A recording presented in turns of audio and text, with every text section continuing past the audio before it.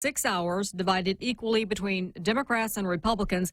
GOP Congressman Doug Collins slamming the process. The majority will get what they want, and that's fine. But is that in long-term benefit not only to what they wanted to accomplish, but also the long-term benefit of this body? I would have to say no. Democrat Jamie Raskin. We had unanimous agreement among our academic scholars that abuse of power is an impeachable offense. There's nothing vague or nebulous about it. Abuse of power meant something to the framers. Now, we've got to wrestle with the facts. That's our job.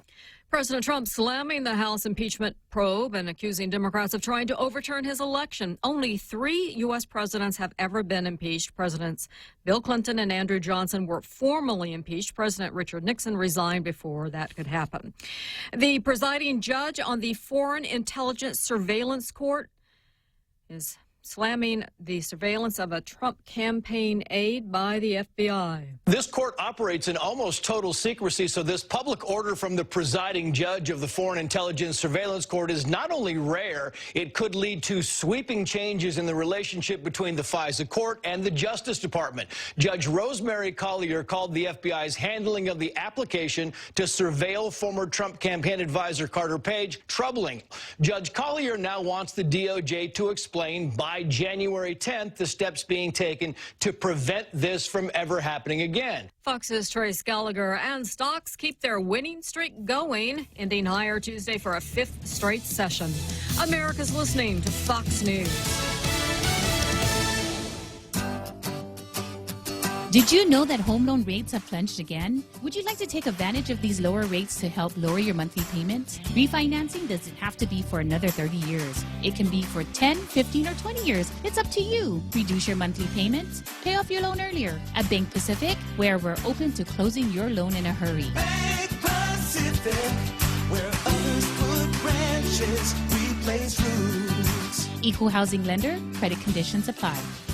When's the last time you looked at your homeowner's insurance? An easily overlooked part of covering our home is what's inside of it. Over time, we buy things we don't want to lose, but don't update our contents coverage. The smart thing to do is get the answers and level up our insurance to make sure we're totally protected. That's the Insurance Extra Point. Get out there and make something good happen today by calling Guahan Insurance Services at 475-1162 or visit us at the Camacho Landmark Center in Tamuning.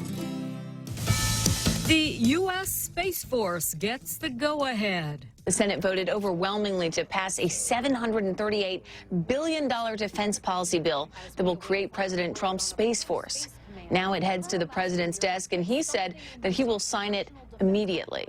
The way this is going to work is that this new Space Force is going to be housed within the Air Force, similar to how the Marine Corps resides within the Navy.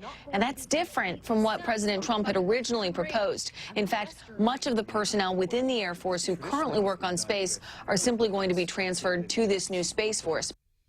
Fox's Jillian Barber. A judge orders a Saudi student held on a federal gun charge until his trial. Prosecutors say the student illegally obtained a gun in the U.S. and then told someone he wanted to kill a professor and others. The judge in New Mexico saying that Hassan Al-Qahtani poses a danger and should be kept in federal custody.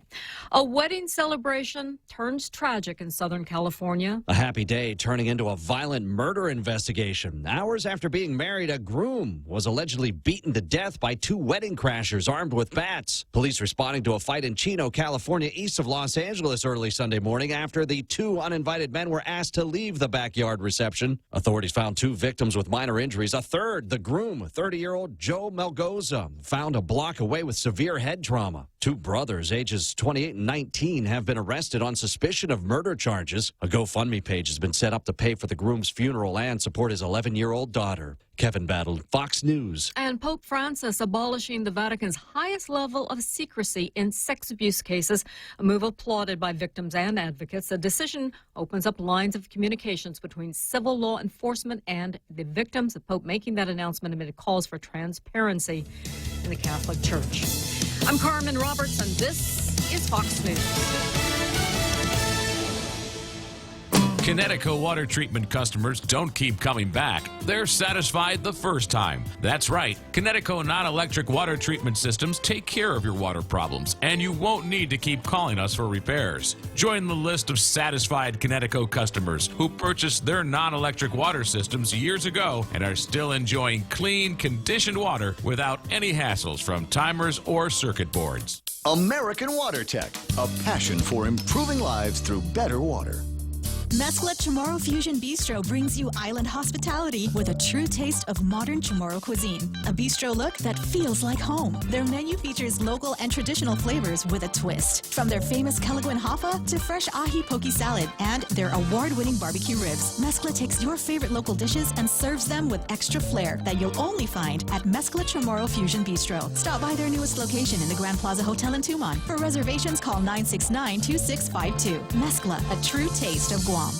Tall Tales with Bob Klitzkie is brought to you by Bank Pacific, banking on the Pacific for 65 years. Welcome to Tall Tales with Bob Klitzkie, the only show on talk radio where common sense is a lot more common. Phone lines are now open at 888-TALK. That's 888-8255. And now, The Point proudly brings you Tall Tales with Senator Bob Klitzkie. A well-regulated militia... Let me start that over again. A well-regulated militia being necessary to the security of a free state, the right of the people to keep and bear arms shall not be infringed. Now, Real Joe Cruz, does that just apply during work days? Monday? Every day, sir. Every day. All day, 24 hours a day, 7 days a week. Saturdays, Sundays. Twice on Sunday. Yeah. My birthday. Absolutely, the sir. The 4th of July. Christmas. Yes. Okay, well. The Second Amendment takes no holidays. All right. Well, it's good that you're here to keep us on the right track with that one, Real Joe Cruz. Okay, so having disposed of the Second Amendment, we go to that part of the agenda where I bash the Daily News and usually praise the Guam Daily Post.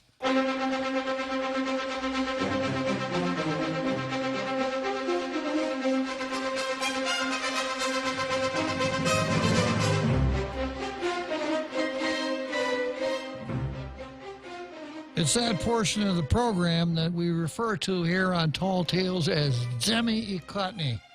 It's our equivalent of, well, actually, Meet the Press on NBC runs an equivalent to Zemi Ikotni. They just don't name theirs Gifinu Tsumoru, eh? So, you know, it's our bilingual play on, backwards play on words. Gifinu Tsumoru, Zemi Ikotni, Press the Meet. We turn it around and it becomes Meet the Press. I look at the editorials, see if they make any sense, count how many errors in usage and grammar are contained in each editorial. After having done that, analyzing each of the editorials, I will award the better of the two with my blue pencil, the coveted blue star. And right now, the score is 158 blue stars for the Post, 55 for the Daily News. Daily News hasn't gotten a blue star for a long time because instead of running editorials, they run stuff from the USA Today editorial board or the Gannett editorial board. It is only arguably connected with Guam because Guam is, in fact, America, and most of the stuff they talk about has some impact on the country, but it's not, they don't write local editorials about local issues, about the stuff that we care about on a day-by-day, hour-by-hour, minute-by-minute basis. Therefore, I roundly criticize them for basically one reason. They need to be criticized for doing that. So today's no exception. Today we have something from the USA Today editorial board, and it's called USMCA Worth Approval. Okay, well, la-dee-da. That's my evaluation of their editorial. If you want to read about the USMCA, United States, Mexico, and Canada agreement or whatever it is, you can go online and you can find hours worth of material on the USMCA. You don't have to look in a paper that's supposed to be a local paper on a page that's supposed to be an editorial page to read stuff like this. If you want real local editorials, I only know of 2 places that you probably are going to have any luck. One of them is a newcomer to the game. It's called Candid News. And although they don't have a printing press, they've already achieved two blue stars. Yeah, hooray for Candid News. Maybe if the Daily News is not peaking at Candid News every day, they should be. Okay, and then we have the Post. And here's what the Post has to say today. The system isn't working and it must be fixed. Well, with a title like that, you know, it's a real editorial. It's going to be edgy. It's going to tell us something that we need to know. It's going to urge public officials to get off their chairs and do something. It fits exactly within what we call an editorial here on Tall Tales. The editorial goes like this: our justice system is flawed. Some might even say it's broken. That's the only explanation of why we have, for lack of a better term, a revolving door that allows people convicted of crimes to be right back on the streets, or for charges against people caught on video committing a crime to be dismissed.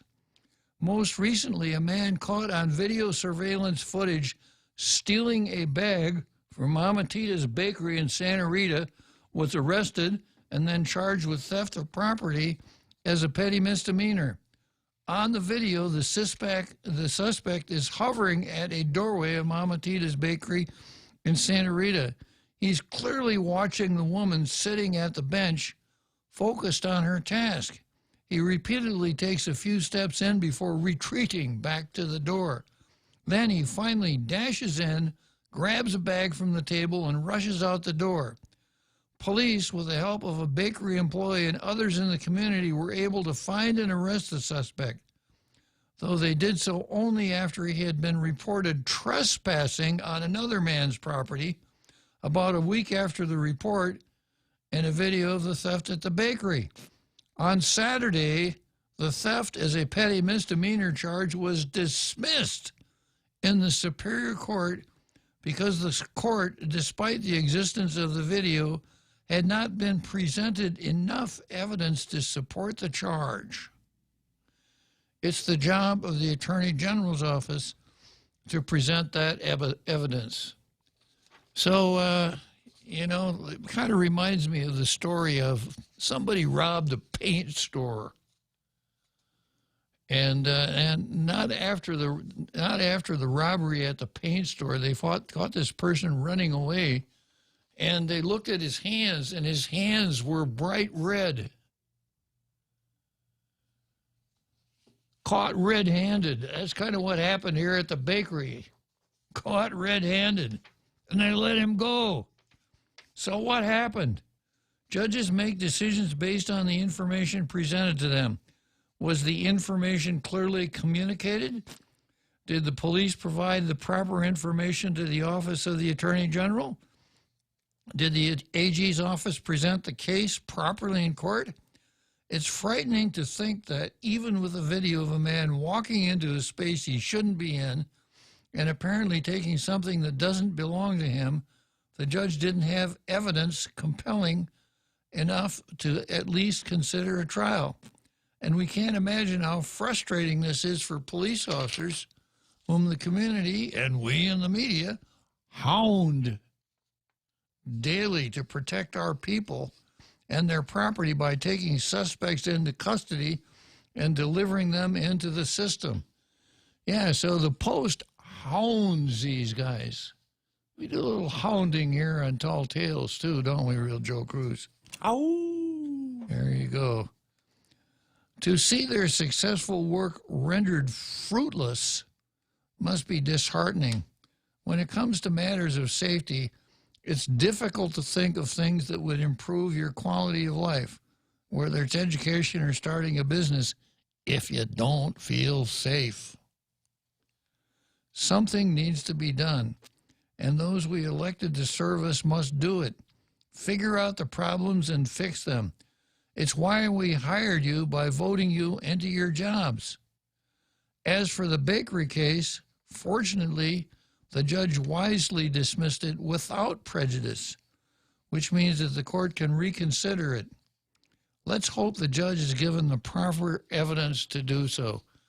Well, you know, I've explained many, many times that sometimes the way things go in court aren't easily understood by people who don't have a legal background. And it may very well be that the prosecution moved to dismiss this case for good reason, or maybe not. But I think the key to this editorial is right here. Something needs to be done, and those we elected to serve us must do it. And that's the legislature and the governor. Now, you know, they're really good at posturing and pandering. Let's go out and have a lot of village meetings. That way we'll get some earned media, we'll get our names and pictures in the paper, we'll get a chance to shake and howdy with a lot of potential voters.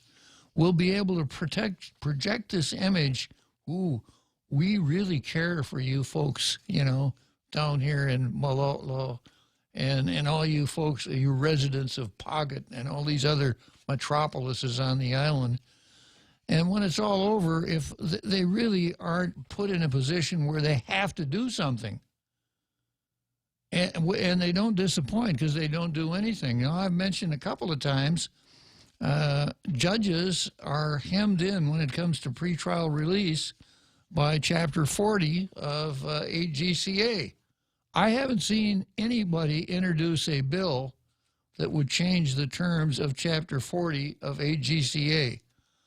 I've seen very little lawmaker activity in the area of criminal procedure or criminal law. I've seen a lot of posturing, though.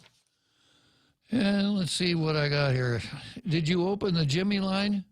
Jimmy line's not open. Okay, well, I've got Linda on the line. Good afternoon, Linda. Hi. Yes, you're forgetting to mention, what about all the resolutions, the ribbon cutting? What the hell, you know? You know, Linda, I'd like to be able to forget that, but you're absolutely right. So much of the time at the legislature is spent talking about resolutions, drafting resolutions, presenting resolutions. And ribbon-cutting ceremonies. Ribbon-cutting ceremonies, performing marriages. Right, and retirement plaques, you know. I mean, the whole legislature's there to give somebody a retirement plaque. Come on, you know. Exactly. Yeah, so much time spending posturing and pandering, so little time spent on serious legislative business, right, Linda? Right, that's why I've been independent for the last 25 years. You know. You've been where for the last 25 years? I've been independent. I changed my voting 25 years ago to independent. Oh, okay. Well, I can understand that. Yeah, and you know, it's unfortunate that the way our elections are structured, it's impossible for an independent candidate to get elected right now. I've talked about that before, right. And I have a suggestion as to how to fix it. But of course, the entrenched ones, the professional politicians, the last thing they would want to see is an independent candidate running for office, because the number one job of any incumbent is to continue in office, right, Linda? Correct. Yeah, you should go back and you should run, Bob. Remember when you were senator, you just used your garage or something, and you had one employee. You know, it's like, what happened to those days? Yeah, well, those are the good old days, right, Linda? Right. Anyway, I got to go because I'm driving and I'm on my phone. Okay, well, I'm really glad you called, and you and I are kindred spirits when it comes to production or non-production at the legislature. So thanks for calling, Linda.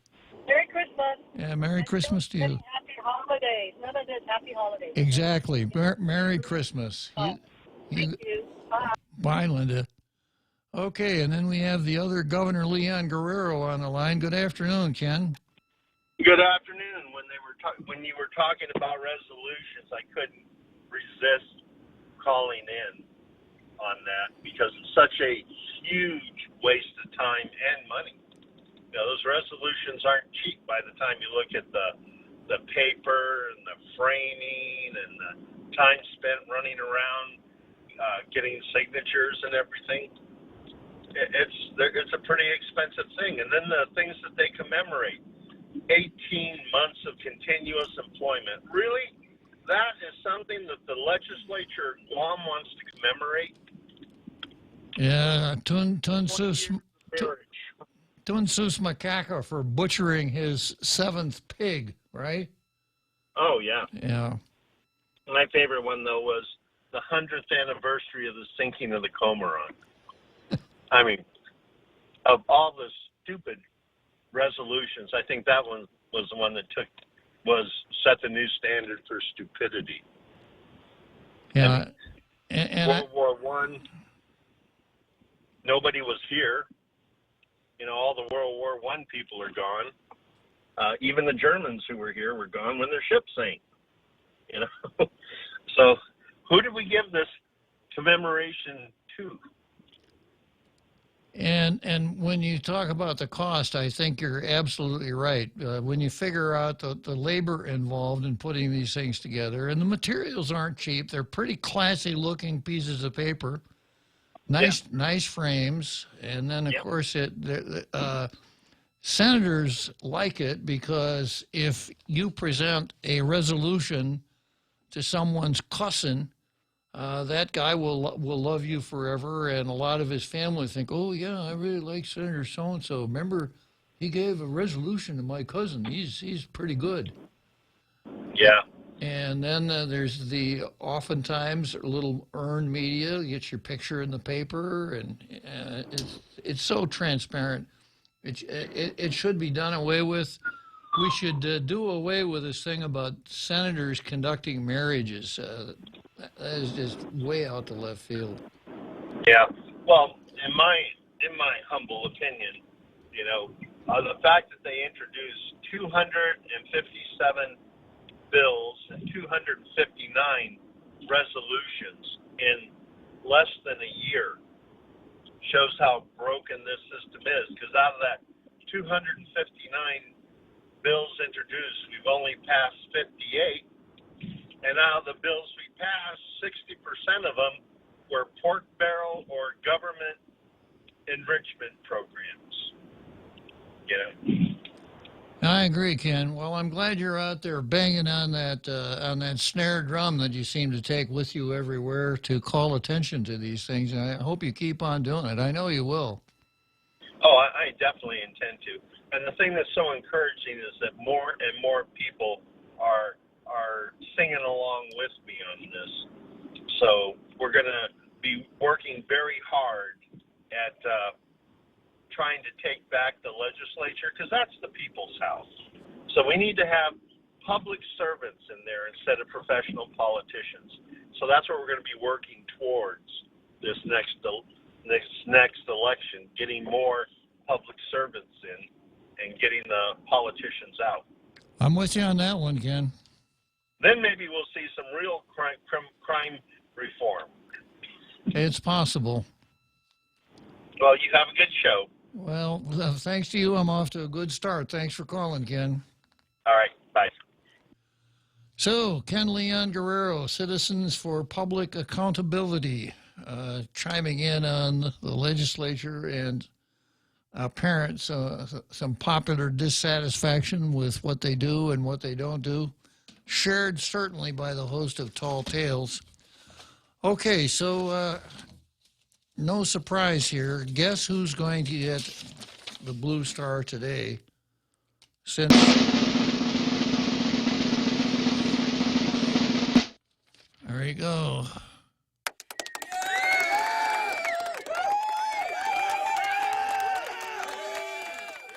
champagne corks are popping at the editorial boardroom of the Daily Post. Congratulations, Post. So let's see, that moves the Post up to 159 blue stars. And the Daily News 55. Okay, let's see what I've got on the card today. I've got 12 days of Christmas. I think we're up to the 5th day today, maybe I think the 5th. I've got Mike San Nicolas versus Tina fighting over Bill 181. I've got the Vigilance Committee versus the Ethics Commission. Puerto Rico versus the United States of America, and this is a carryover from Tina versus 3 attorneys general. Lee Weber versus Gods and Arrows, and the United States of America versus Gods and Arrows. And then I'm probably going to wrap up Weir versus Amata Coleman Radewagen today, dealing with citizenship in American Samoa. And then I've got some holdovers that I haven't gotten to yet. Victor Davis Hanson versus the left, the United States versus China, the left versus the Salvation Army, and Antonio Gramsci versus y'all. So let's start out here with the 12 Days of Christmas.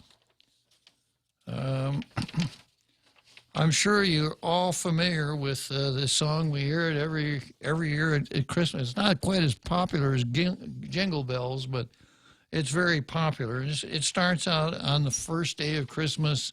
My true love gave to me a partridge in a pear tree.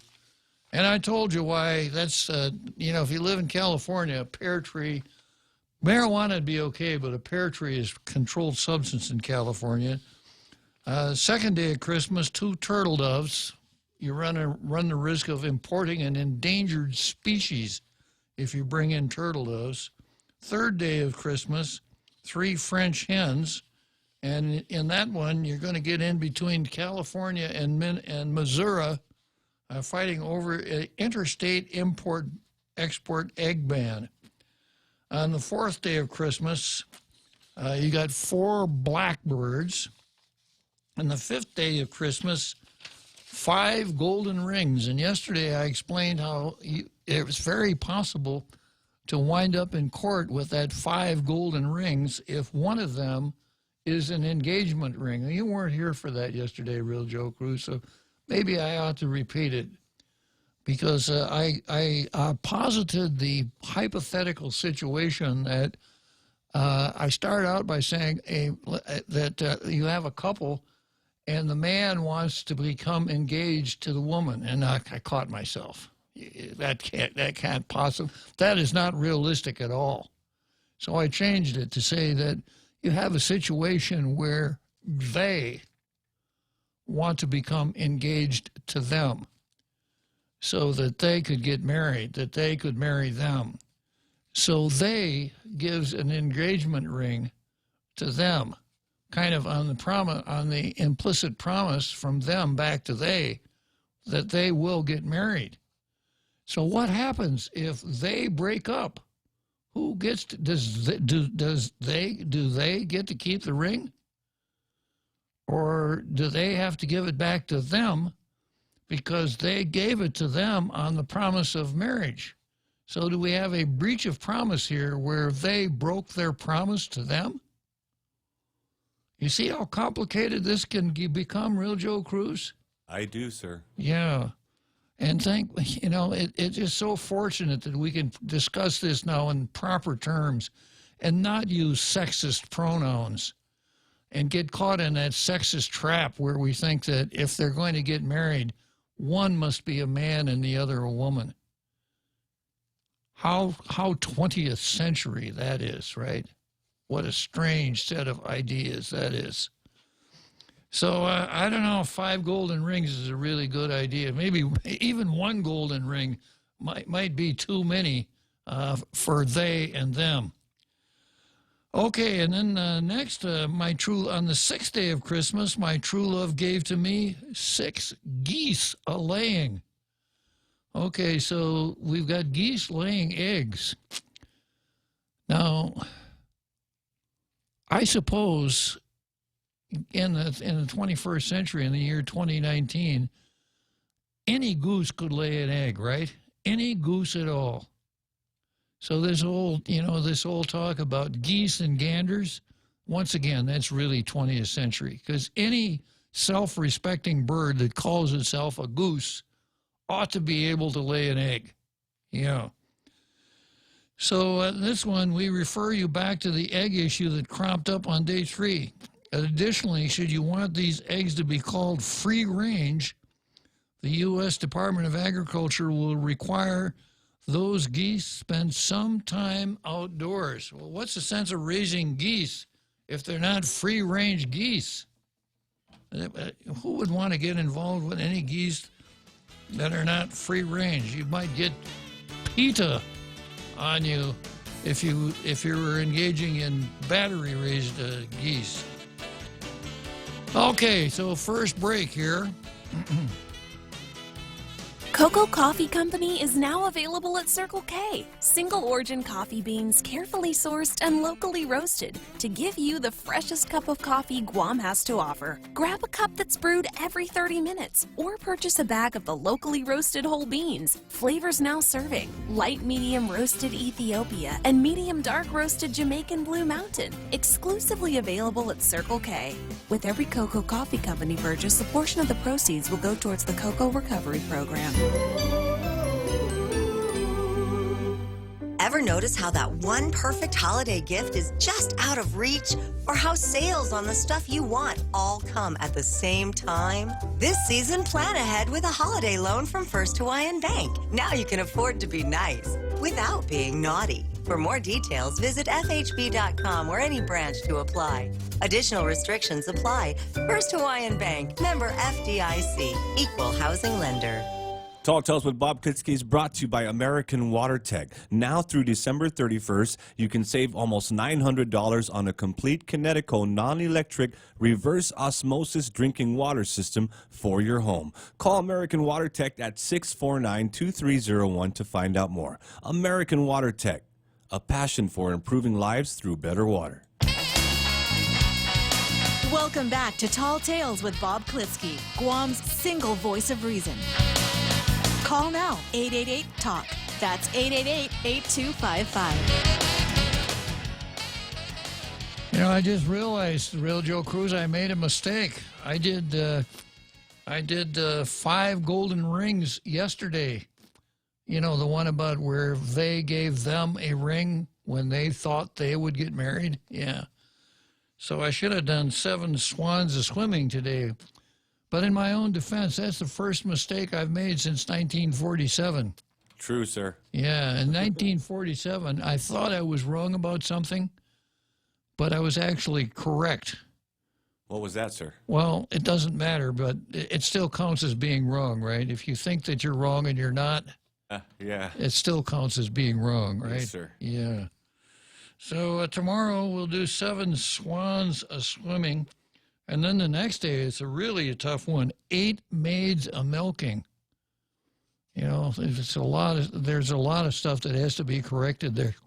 Maids milking sounds pretty sexist to me. But we don't get to that one until Friday. Okay, next item on the calendar here is Michael San Nicolas versus Tina Rose Munya Barnes. There's a story in today's Daily News. Additional World War II survivors on Guam were recently granted eligibility to receive $10,000 to $12,000 for their sufferings during the war, and most of the amounts are ready to be paid as soon as a congressional bill becomes law. That bill, by Delegate Mike San Nicolas, is awaiting a Senate vote. San Nicolas earlier said H.R. 1365, which seeks to allow payments for 3,650 plus war claims, made the Senate floor with no objections. A war reparation of $12,000 is for those who suffered personal injury or were subjected to forced labor by the Imperial Japanese forces during the invasion and occupation of Guam during the war. A $10,000 war reparation is for those subjected to forced march, internment, or hiding to evade internment during the war. Now, that's what San Nicolas did, and you all know why he did it, to correct a mistake that Madeline Bordallo made when she was in office and didn't bother to tell us about. We didn't find out about it until after the election. I wonder why she didn't campaign on the fact that, you know, I worked really hard on getting the war claims, and I only made one mistake. She didn't campaign on that. Okay, there's also a local bill by Speaker Tina Muñoz Barnes, Senator Amanda Shelton, and Senator Will Castro that seeks to use up to $7.5 million local funds to pay in advance about 750 adjudicated claims from war survivors who are still living.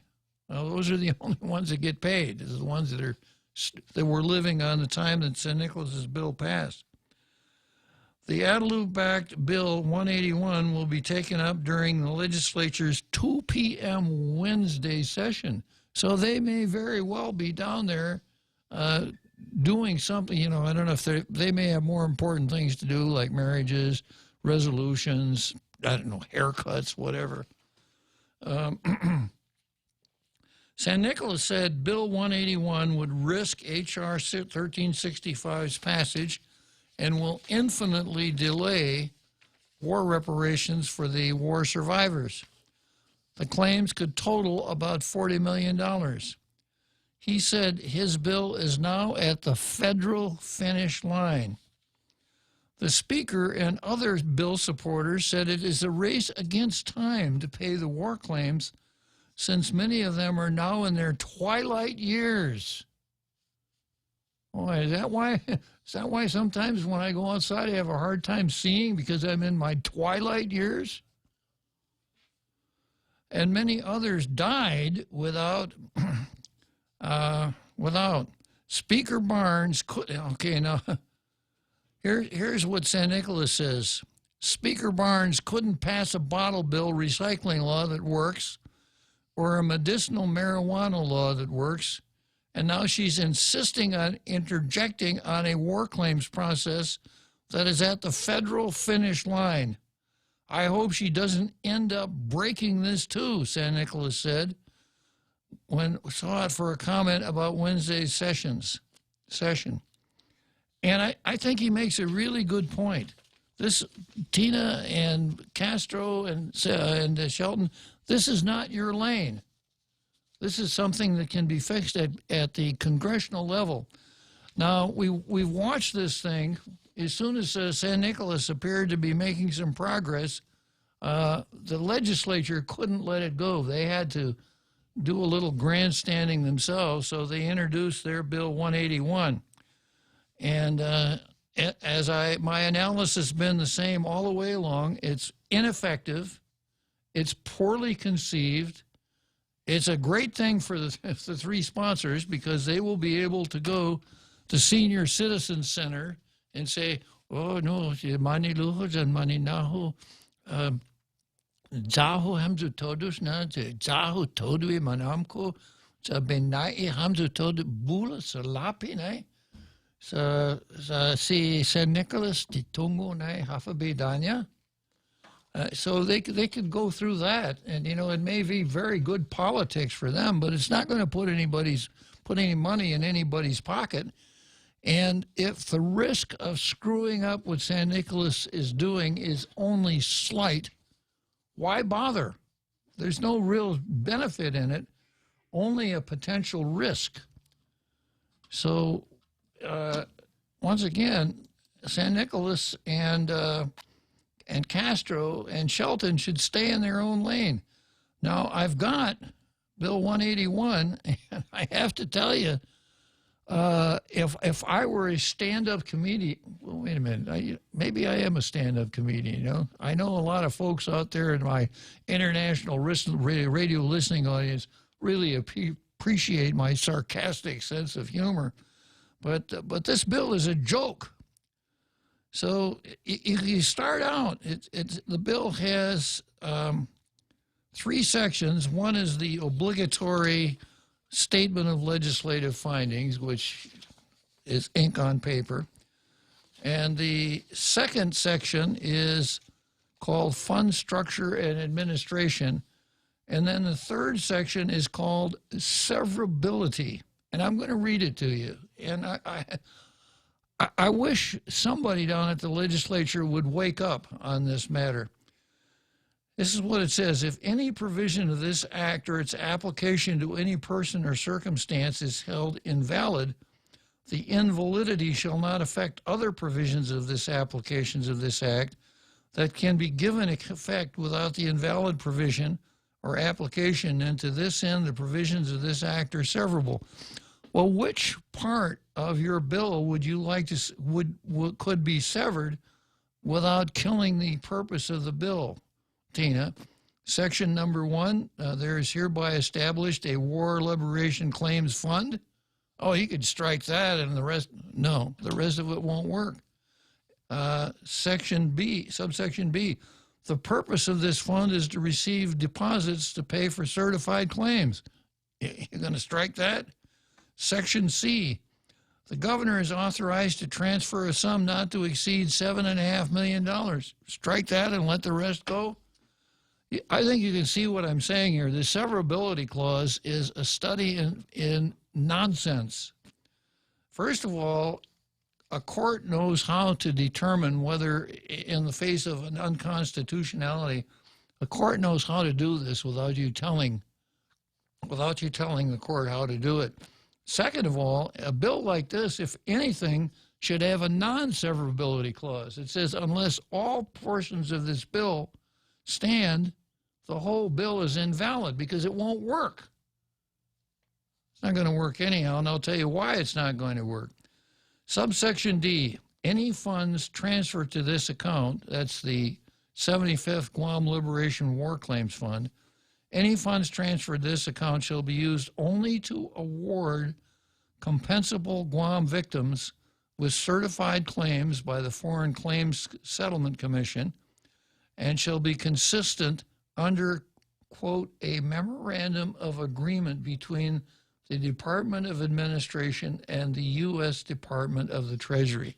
In other words, this bill is nothing unless there's a memorandum of agreement between the Department of Administration and the U.S. Department of Treasury. That's what it's all about. So if the Treasury agrees and says, yeah, what we'll do is you show us who you paid and we'll give that money to you, we'll credit to you, this bill has a possibility. I don't see that as ever happening.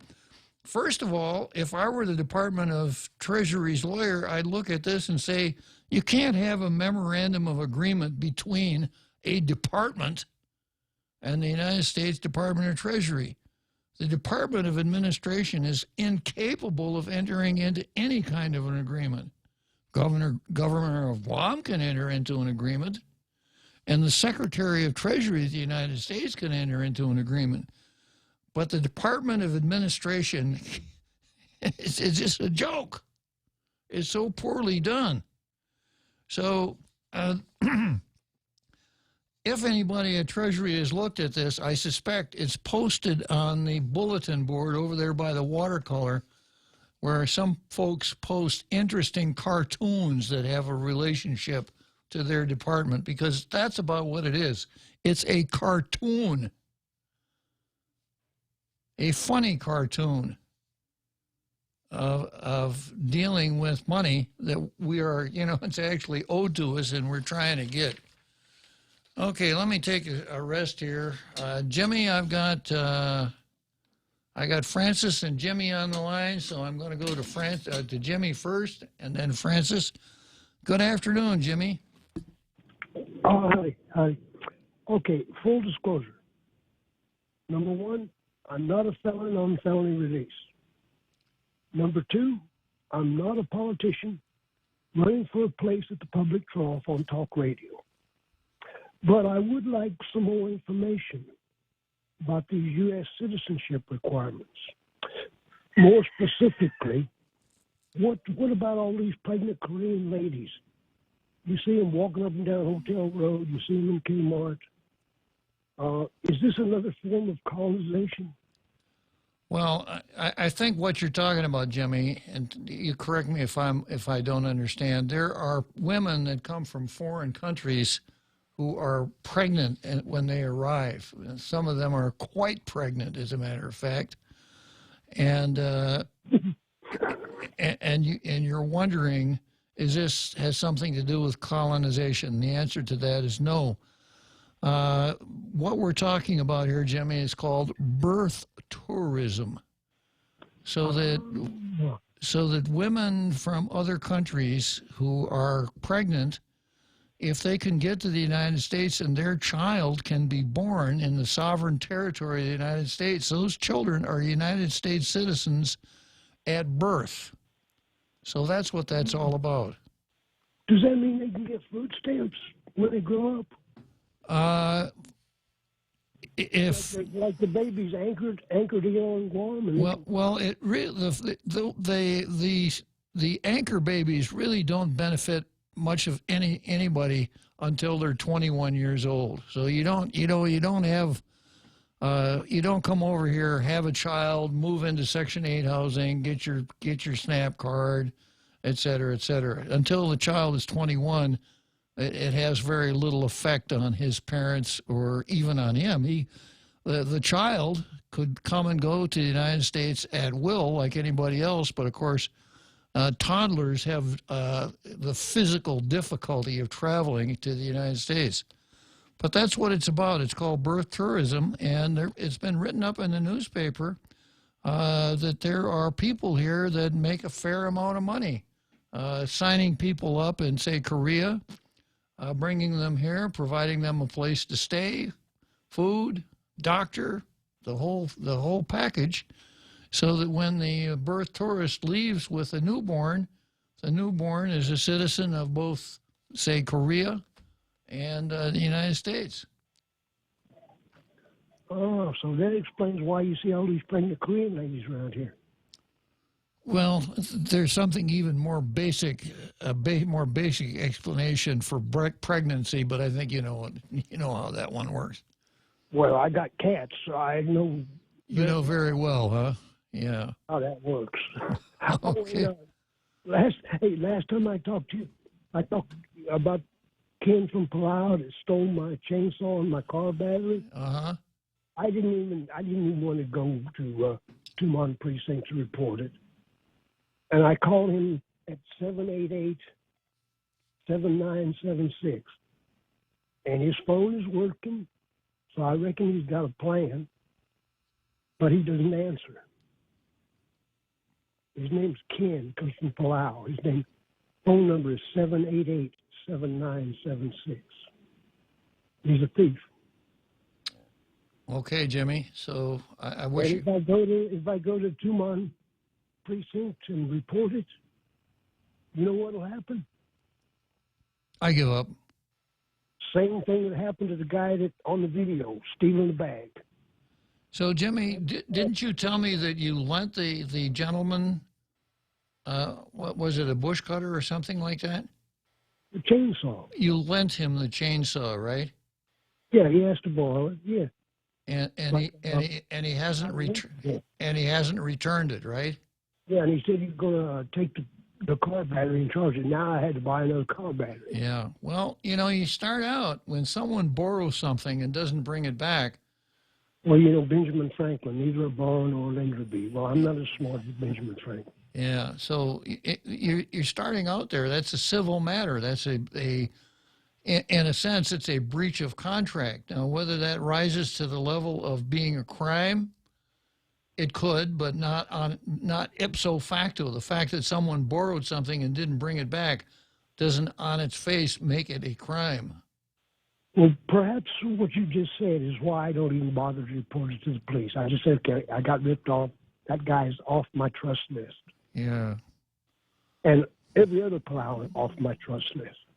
Well, I don't know if that's a good way to proceed. Well, it's better safe than sorry. Well, I don't agree with that approach, Jimmy, but anyhow, thanks for calling. Nice, always a pleasure to talk to you. So we're going to take a short break, and then we're going to come back after the break to Francis. Hafa-Day Tritons, this is Chelsea St.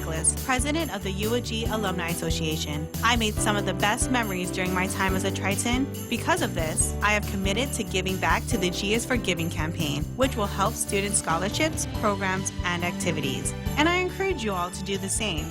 To make a tax-deductible donation, log on to give.uog.edu by December 31st or call 735-2957. Viva UOG! Celebrate your holiday festivities with dinner at Hyatt Regency Guam on Christmas Eve and Christmas Day at Al Dente Ristorante. Enjoy a holiday family set menu, which includes Fiorentina steak, lobster tail, and an array of Italian favorites, suitable for up to a family of 4. Eat, drink, and be merry during the holidays at Hyatt Regency Guam's Al Dente Ristorante. To make your reservations, please call 647-1234. Tall Tales with Bob Klitzkie is brought to you by Bank Pacific, banking on the Pacific for 65 years.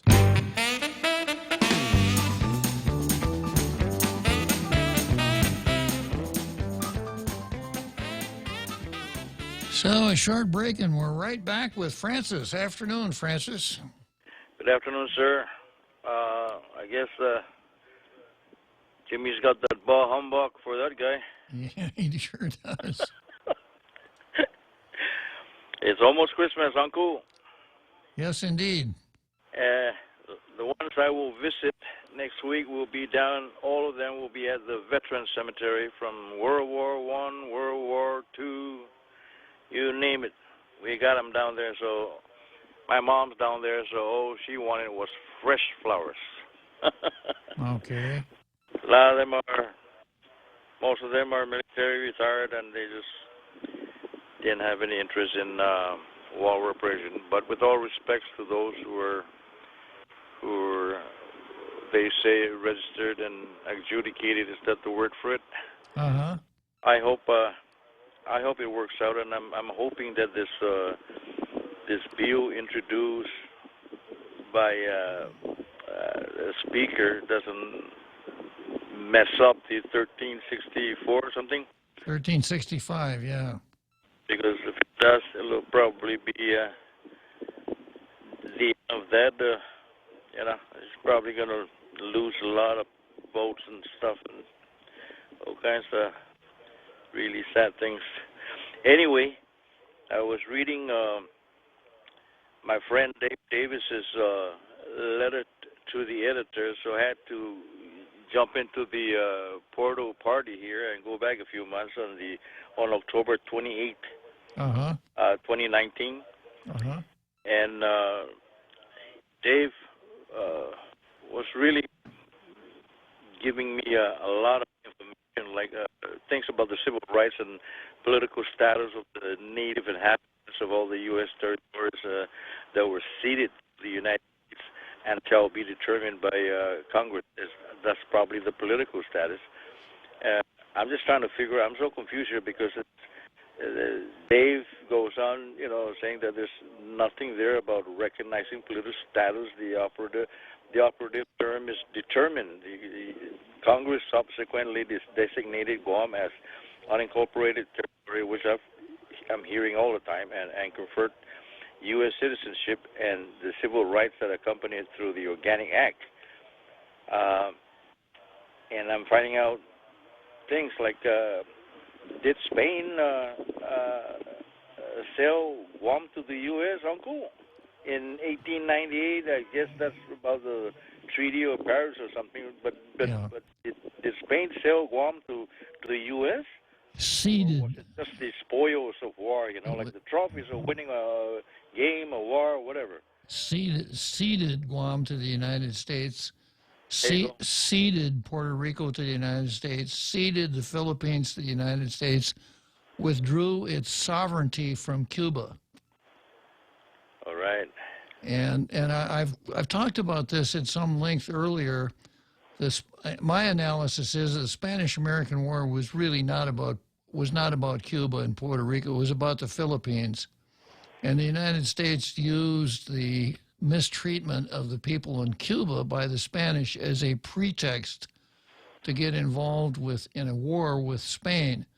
And as soon as the war with Spain broke out, the United States sent its Pacific Fleet to Manila to protect American shipping from Spanish raiders out of the Philippines. So the United States wanted a foothold on the coast of China, and that's why the United States wanted the Philippines, and that's why the Spanish-American War. Guam was not important in this at all. The reason that the United States wanted Guam was as support for its colony in the Philippines. The United States entered into an agreement with the Kingdom of Hawaii in 1891 to lease Pearl Harbor. So the idea was that if you had Pearl Harbor,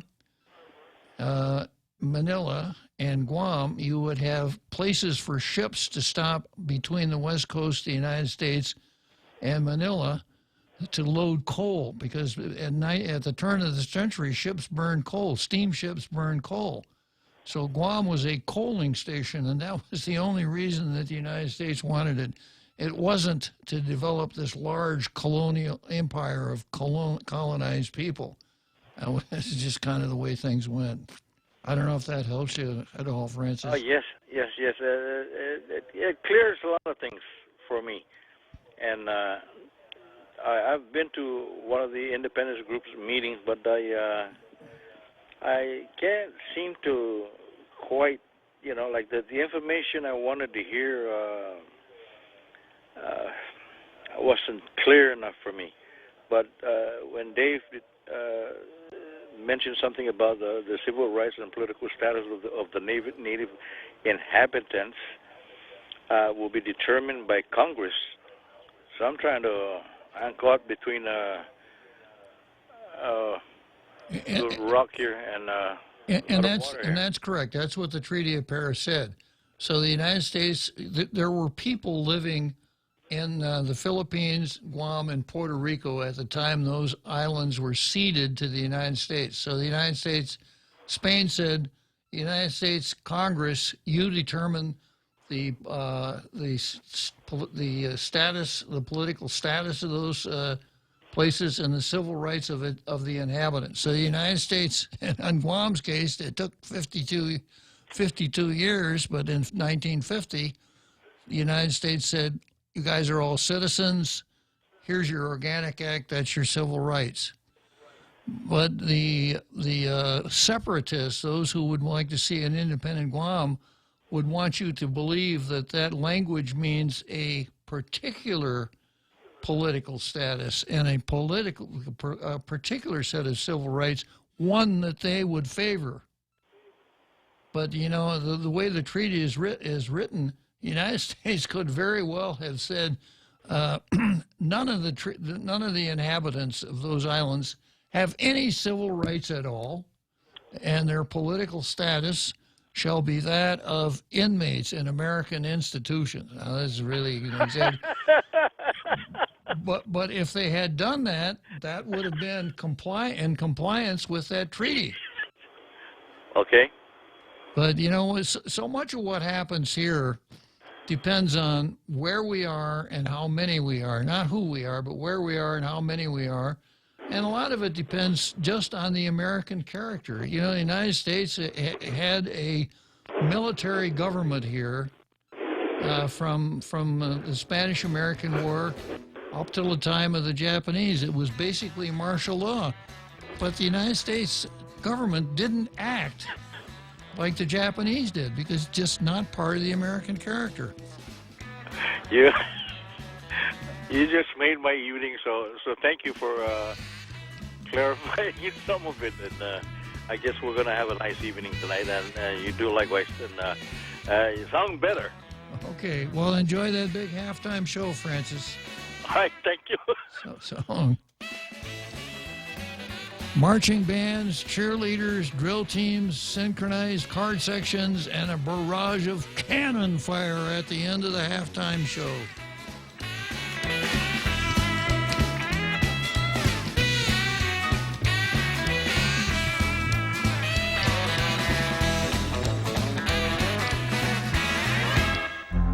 The Point is KUSG, Hagåtña, Guam, 93.3 FM and 104.3 HD3. Republicans appear united against impeachment. I'm Carmen Roberts, Fox News. However, some Democrats have not announced their decisions. New York Democrat Hakeem Jeffries says leadership is not forcing its Democratic members to vote yes. Every single member is going to have to make that decision, as they have been doing, anchored in principle. The House Rules Committee prepared the 2 articles of impeachment for the House floor. Chairman Jim McGovern, a Massachusetts Democrat, on Capitol Hill, Mike Emanuel, Fox News. Well, the full House will get 6 hours Wednesday for the historic debate over impeachment. It's set to start around 9 a.m. Eastern Time. Votes likely to come after 6:30 p.m.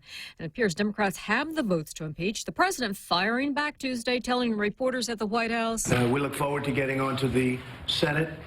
We're not entitled to lawyers. We're not entitled to witnesses. We're not entitled to anything in the House. It's a total sham. But in the Senate, he likely won't get witnesses either. Senate Majority Leader Mitch McConnell seems he's not interested in calling them. The Senate is meant to act as judge and jury, to hear a trial, not to rerun the entire fact-finding investigation. Well, the president will be far away from Capitol Hill Wednesday. He plans to rally supporters in Battle Creek, Michigan. The House passes a $1.4 trillion spending package to avert a government shutdown at the end of the week. The Senate is expected to approve it and the president to sign it. And New York City police are searching for a 14-year-old boy who's a suspect in last week's killing of college student Tessa Majors. The teen jumped out of a car as a family member drove him in for questioning. A 13-year-old is charged with felony murder in that case. And stocks keep their winning streak going, ending higher Tuesday for a 5th straight session. The Dow rose 31 points. America's listening to Fox News.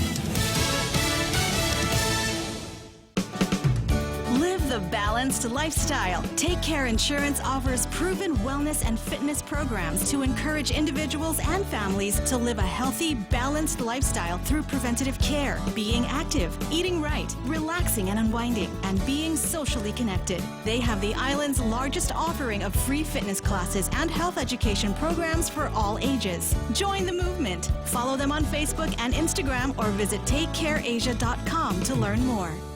Rain. It's nature's way of cleansing the earth. Yet by the time that rainwater makes its way to your home, it may not be exactly the same as nature created it. A Connecticut water treatment system can improve the quality of the water you and your family drink and use throughout your home, so you can be sure your water is clear, clean, and fresh, just as nature intended it to be. Connecticut, for refreshing ideas on water. American Water Tech, a passion for improving lives through better water.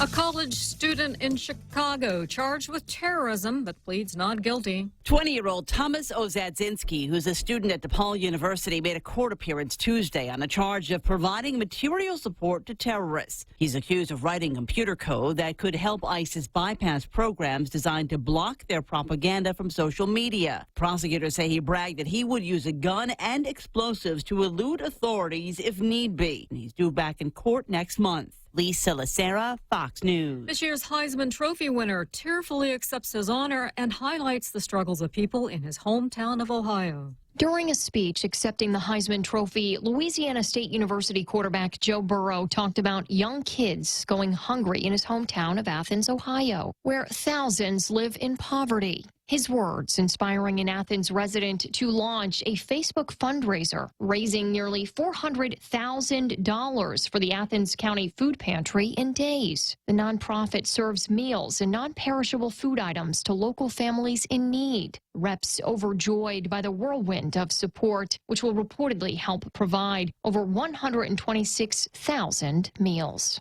Kristen Goodwin, Fox News. A man who police say stiffed an artist in Riverside, California, clearly failed to think things through. Cops say the guy hired the artist to draw a caricature of himself, but then reached into the artist's till and took off with his money.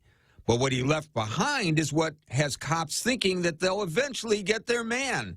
They say he forgot to take the artist's rendering of his face. So they took it into evidence and have published it on Facebook as a wanted poster. Gary Baumgarten, Fox News. And I'm Carmen Roberts, and this is Fox News.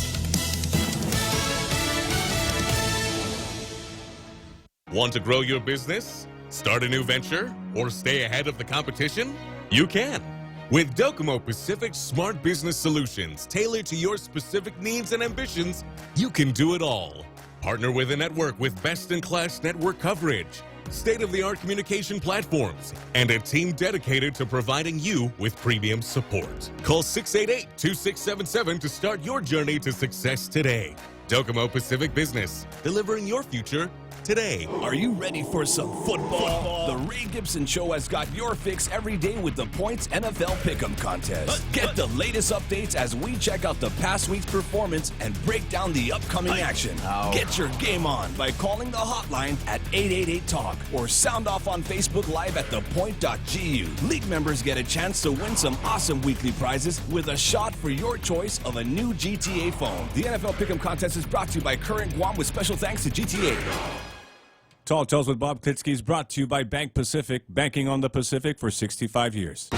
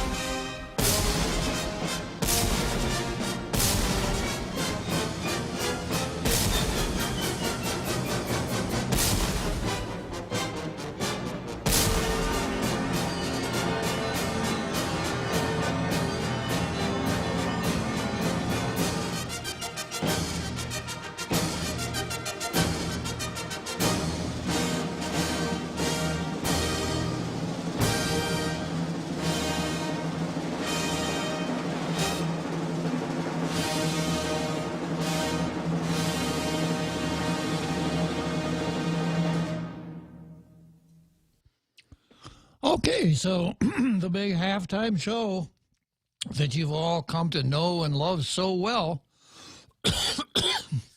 and as exciting as usual. So I'm going to spend a little bit more time here on Tina the grandstander, or Tina the showbrewer, and her Bill 181. And then from there, we're going to go to the Vigilance Committee versus the Ethics Commission. But I peeked at Facebook here, and I saw a couple of things that I thought were kind of interesting. So let me just take a stroll through here. We've got the usual suspects: Pam Duvall, James Howard, Margaret Bloss, I think calling from, where is it, Cerritos, California, Margaret? Somewhere in California, part of the international radio listening audience.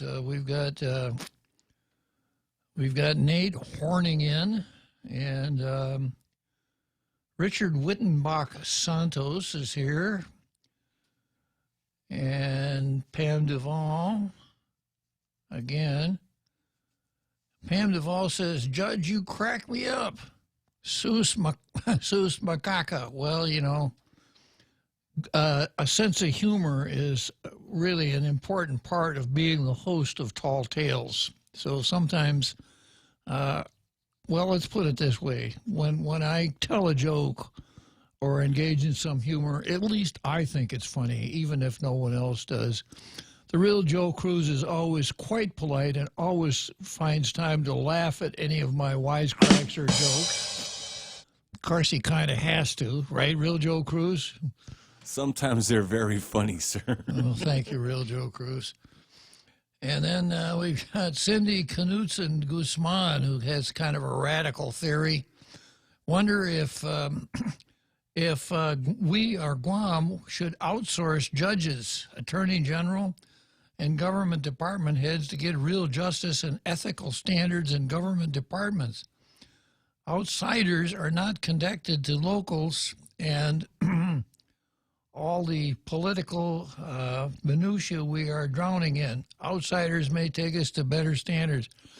Well, you know, Cindy, that's, Candy, That's a very undemocratic way to approach things, and we've kind of grown up with the idea that democracy is the kind of government that we favor. So we have to be able to rule ourselves, and part of ruling ourselves is being able to criticize those who we choose to hold these positions, and I think that's where Tall Tales comes in.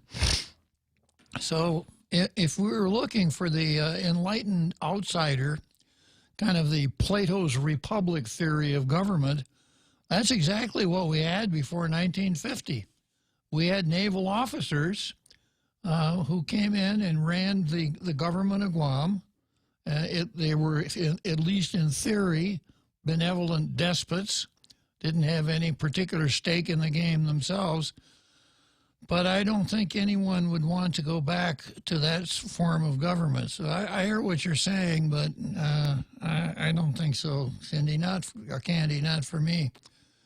And let's see, James Howard, Pam Duvall. Pam Duvall suggests a new name for the other daily newspaper, not the Post, but the other one, Pacific Daily Blues. And then we've got Richard Wittenbach Santos. Ethics calls for returning the ring upon breakup. Ethics calls for it. I'd have to ponder that a little bit. I think perhaps, well, maybe. And James Howard says that he's offended by that. And we've got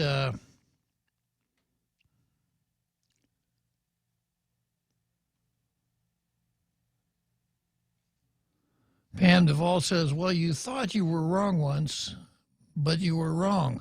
Well, I was wrong about being wrong, Pam. So if I was wrong about being wrong, it still counts as being wrong, right? Yeah. Let's see. We've got Richard Wittenbach Santos, who says he agrees with me on war claims. Wow. Makes my day. I finally found somebody who agreed with some of my crackpot theories here, Real Joe Cruz.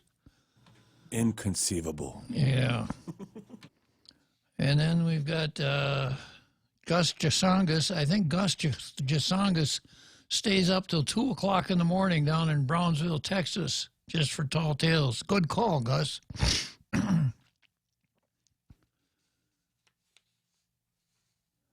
And then James Howard comes back with a vote of confidence for Jimmy. Jimmy is the man. He's awesome.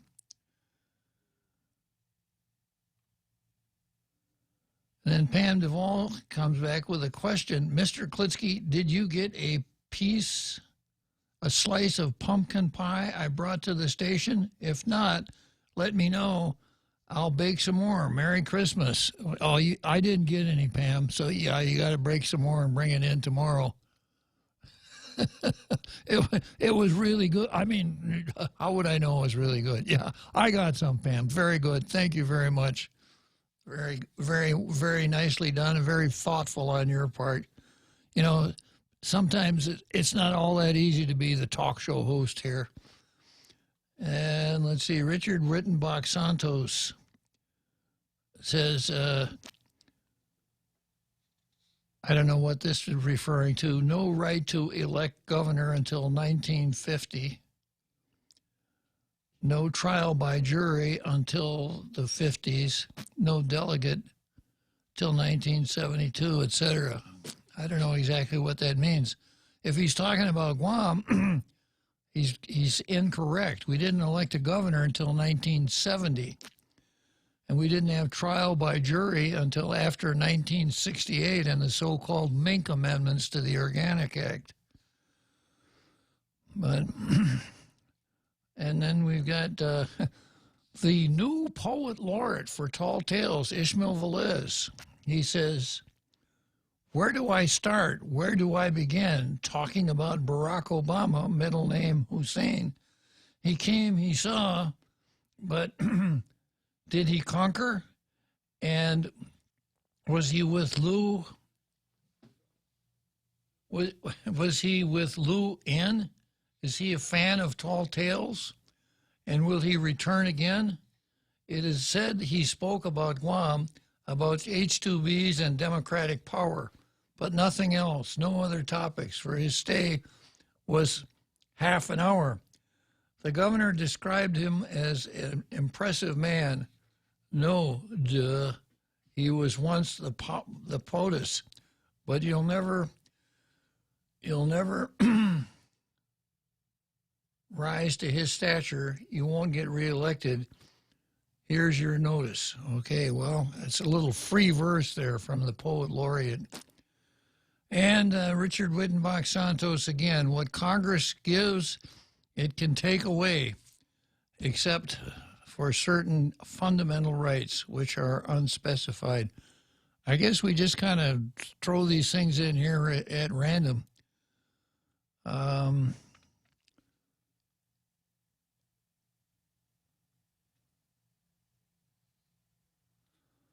And then I've got a new poster here, Rooster, Rooster, right? He says, hi, great show as always, Mr. Bob. And Pam, and then Richard Wittenbach Santos. Finally, you were right on the time frame. It is the middle of the night here in Texas, and my thoughts are sleepy. So I guess Richard Wittenbach Santos is coming to us from the great and sovereign state of Texas. Well, here's a little fact that you may not have known about Texas, Real Joe Cruz. Texas was never a territory.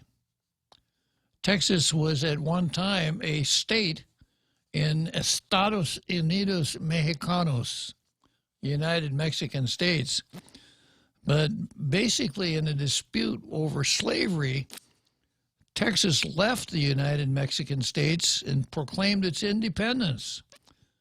The Independent Republic of Texas, 1836. That lasted for 9 years, and then in 1845, Texas annexed the United States. Now, you find some history books that say that the United States annexed Texas, but you got the real story here on Tall Tales. The United States became part of Texas, a small part of Texas. I see what you're saying, sir. Yeah, but Texas annexed the United States. Okay, so let me wrap up Tina Rose and her silliness with Bill 181. So the only part that's in this bill that has any meaning at all is a memorandum of agreement between the Department of Administration and the U.S. Department of Treasury. If there's no memorandum of agreement, there isn't anything to talk about. And believe it or not, the folks back at the Department of Treasury probably don't pay a whole lot of attention to the things that we introduce in our legislature. I don't think that the treasurer, that the Secretary of the Treasury, when Bill 181 was introduced, called his subordinates, counsel, etc., to a meeting and says, hey, you guys, they've introduced the bill in Guam that we're supposed to enter into a memorandum of agreement with them. So Herman and Harry, you guys are the point men on this. Work with justice, get the right lawyers. We got to be ready to go with this thing because it's a bill introduced by the Guam legislature. I suspect, if anything, they're getting their chuckles off this, like I said, posting it on the bulletin board by the water cooler where they post funny cartoons. Because the Department of Treasury, no one in the national government is going to enter into an agreement, a memorandum of agreement with something called the Department of Administration. The Department of Administration is not a juridical person. In other words, it lacks capacity to do the things a legal person would do. Now, arguably, we have parts of our government that are juridical purposes. Perhaps the CCU is a juridical person because it can enter into contracts on its own behalf. The governor of Guam is certainly a juridical person. But the Department of Administration, no. And you see this all the time.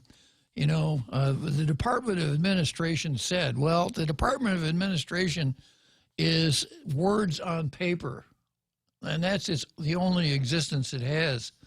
So if you're going to assign something to the department that you want done at the Department of Administration, you assign it to the director, and not the director of the Department of Administration. It's the Director of Administration. So if you really wanted to do this, Tina, it ought to say a memorandum of agreement between the governor of Guam and the Secretary of the Treasury. At least that way, you wouldn't get laughed out of the building at the Treasury Department. So anyhow, we'll get a report on tonight's news and tomorrow's papers as to how much fun they had discussing Bill 181. I don't have any firsthand knowledge, but I will tell you that I suspect that there will be a lot of virtue signaling, how important the Manamku are, how they've suffered too long, how it's time that there's justice for the Manamku, all of these wonderful sounding words, all of which are the purpose of which is to make sure that Mike St. Nicholas doesn't get all the credit for this when it happens. So that the folks at the legislature and the governor are going to say, well, we're glad that Mike St. Nicholas' bill passed because we tried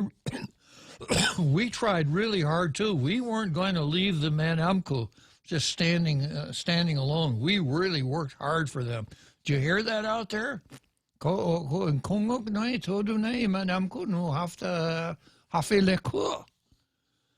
So that's my prediction of what is going to happen and what's going to come out of it. The results is more pandering, more virtue signaling, more righteousness preening on behalf of the legislature and the governor. Okay, so much for Mike St. Nicholas versus Tina. Now we go to the Vigilance Committee and the Ethics Commission. And this is a story that ran in today's Post. The headline of the story says, Group says Ethics Commission is stonewalling. Now, a little background here. We've had law on the books creating an Ethics Commission probably 20 years ago. It's been a long, long time. And no governor ever ever nominated anyone to serve on the Ethics Commission. This governor finally did, filled the Ethics Commission with members, all of whom were confirmed. That happened, I think, 3 months or so ago. And the Ethics Commission doesn't have a great deal of power. Its greatest power is to investigate and expose. There's an ethics code of what government employees are not supposed to do, and the Ethics Commission has the ability to go in and say, hey, Charlie, you did something that's unethical. And if it rises to the level of criminal activity, the Ethics Commission can forward it to the Attorney General. The Ethics Commission can publish its findings. We found this guy, we found that they did something unethical.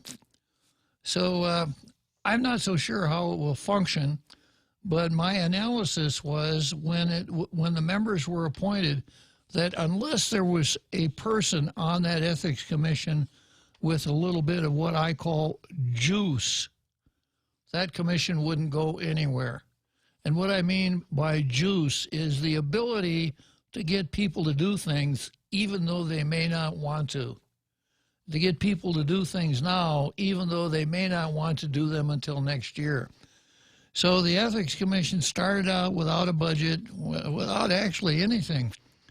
And my analysis was, had that person with juice been one of the members, The day after his confirmation, he would have been over banging on the governor's door saying, use some of your transfer authority and give us some seed money to get this ethics commission up off the ground and get it running, because we want to start taking complaints now. We don't want to set our calendars to the 12th of never and start taking complaints then. Because we know that the public has been watching this, and there's a pent-up demand for ethical investigation. Of course, that didn't happen.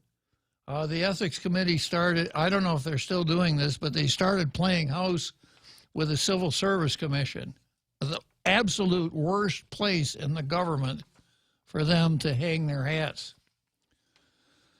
And so far, the only news that has come out of the Ethics Commission is that they developed a budget and they forwarded that budget to the governor. That was in the paper. All right, now we have this committee, this organization called the Vigilance Commission, and with that background, now let me read this article. A local organization committed to ensuring transparency in the government says that its effort to ensure the Guam Ethics Commission, impaneled a few months ago, is on track to execute its mission, is being stonewalled. That's a very awkwardly worded sentence. What it's trying to say is it's trying to describe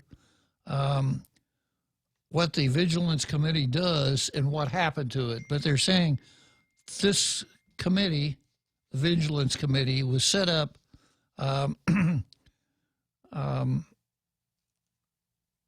for transparency purposes, and they wanted to make sure the Ethics Commission was on track to execute its mission, but they were stonewalled.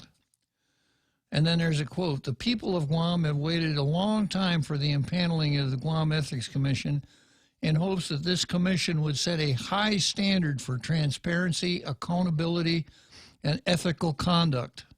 It is with a sense of sadness that one of their first acts is to stonewall a request for a public document," stated Michelle Armenta, speaking on behalf of the Vigilance Committee. "There is no excuse for a commission which will address ethical considerations to take any action not in strict compliance with the letter and spirit of the Sunshine Law," the Vigilance Committee's press release reads. And more, quote, "Hiding behind phrases like a work in progress and draft only demonstrates to those who the commission would police that it's acceptable to be scofflaws." In other words, here's the Ethics Commission, saying, you guys out there that we're going to look at, we're not setting a very good example for you. We're kind of showing you that you could be scofflaws too, because we're doing it ourselves. So don't expect us to come huffing and puffing along when you play fast and loose with the Sunshine Law, because that's how we do things too. That's kind of what this article is saying. The group said Ethics Commission Chairwoman Shannon Murphy responded to the demand for public records by saying, "We aren't stonewalling. We just want to give you a completed document, as it doesn't make sense to give you something that is still a work in progress. Once it's done and ready to submit to the legislature for funding, we will surely provide you a copy."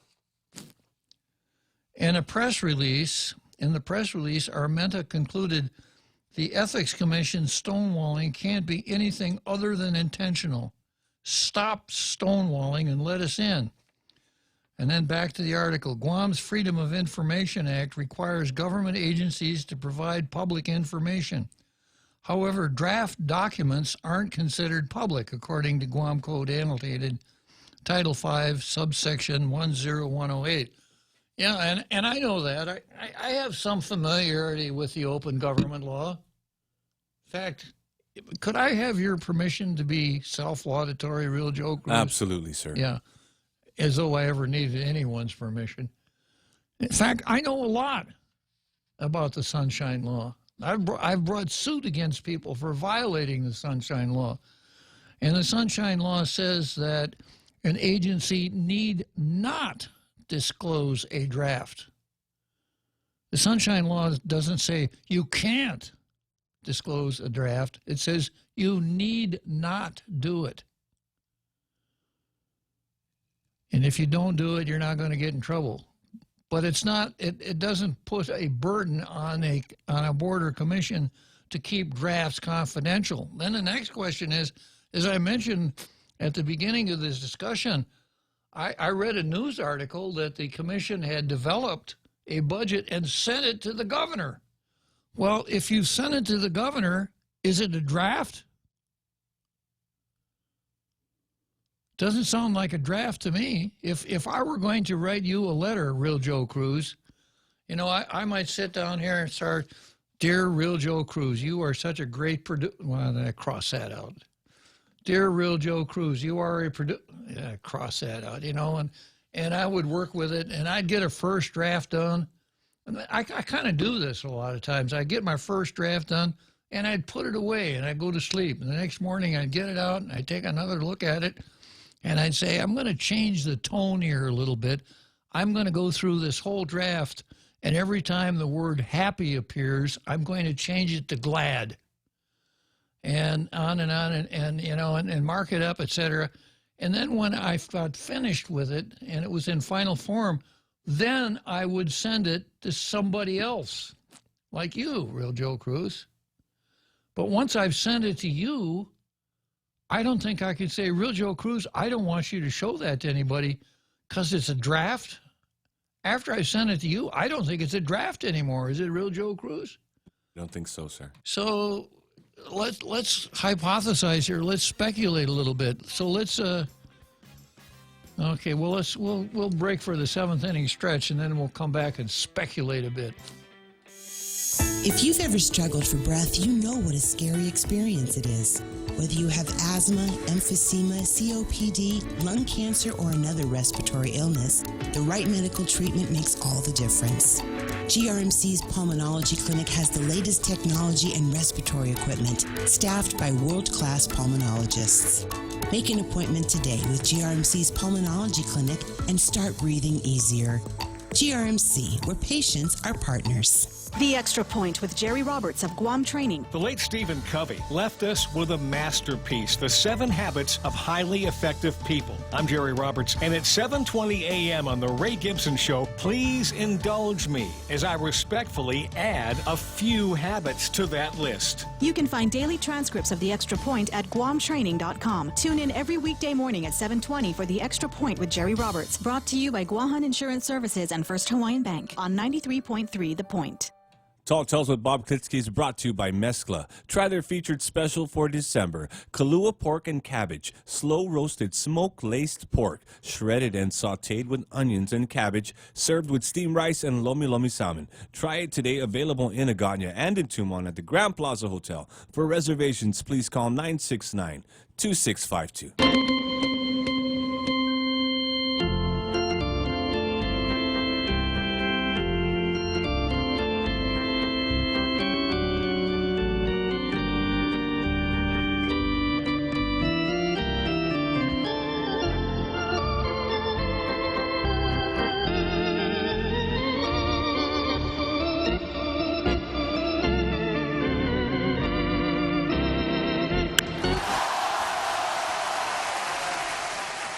Center field bleachers, Wrigley Field, Chicago, Illinois. So we're going to stay here in the center field bleachers for a while, and then we're going to catch a train down to Louisville, Kentucky, down to Churchill Downs in about, 10, 15 minutes or so, Real Joe Cruz? Yes, sir. Yeah. Okay, so we're back here with the Vigilance Committee versus the Ethics Commission. And let's see, where did I leave off? Yeah, according to this article here, Shannon Murphy says, well, it was a draft. But we know that whatever you want to call it was sent to the governor. So if the commission was circulating amongst itself, and they're sitting there with their blue pencil marking it up and trying to get the language just right, sitting there with stubby pencils and calculators trying to work out a budget, yeah, then maybe it's a draft. But once they send it outside to the governor, it's not a draft anymore. So I agree. They are stonewalling. There's no reason that they shouldn't have given that paper to the Vigilance Committee. And then looking at it in another way, why wouldn't they want to give it to the Vigilance Committee? Is there something in there that they don't want exposed right now? Does that budget that they sent to the governor, does it say $20,000 for training and travel? You know, is there money built in there to go to Atlantic City for training as to how to be on an ethics commission? Is there money in that budget for an expensive office or a gigantic staff? You know, if any part of the government should be open and disclosing as much stuff as they possibly could, it's the Ethics Commission. Otherwise, let's change the name of the Ethics Commission. It shouldn't be called an Ethics Commission. And I agree exactly with, Michelle, what's her name? Michelle Armenta. You know, they should be setting a good example, not a poor example. Then the article goes on to say, the Ethics Commission is charged with handling ethics complaints against government employees. Commissioners learned at their inaugural meeting in September. They had their inaugural meeting in September, and it's darn near January, right? That they have neither the budget nor the staff. So no budget, no staff. That's back to the guy with juice. The first thing they should have done then was they should have gone over to the governor's office, banged on the tape, taken their shoe off like Nikita Khrushchev did and pounded their shoe on the table and say, Governor, use your transfer authority and give us a budget. Find some space for us in a government building so we can set up. Detail some people to us so we can get started. You know, we're the Ethics Commission. We're not the Procrastination Commission. So that's what we want you to do. That's what I would have expected. And believe it or not, that's what, had I been on that commission, that's exactly what I would have done. Can I pat myself on the back again, Real Joe Cruz? Yes, sir. Yeah. Anything short of that is not an ethics commission. It's just business as usual.